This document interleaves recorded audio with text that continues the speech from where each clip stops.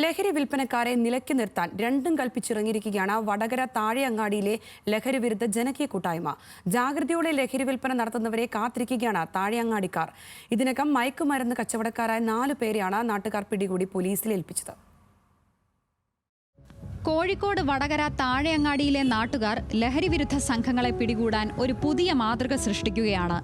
ലഹരി സംഘങ്ങളെ കെണിയിലാക്കി പോലീസിന് കൈമാറിയും മുഴുവൻ സമയവും നിരീക്ഷണം നടത്തിയും ലഹരി വിരുദ്ധ കൂട്ടായ്മ സജീവമാണ്. കഴിഞ്ഞ ദിവസം 2 പേരെയാണ് ഇങ്ങനെ പോലീസിൽ ഏൽപ്പിച്ചത്.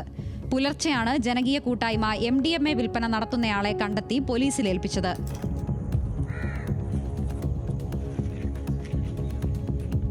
ഈ അടുത്തായിട്ട് തന്നെ 1-2 പ്രതികളെ പിടികൂടാൻ കഴിഞ്ഞിട്ടുണ്ട്.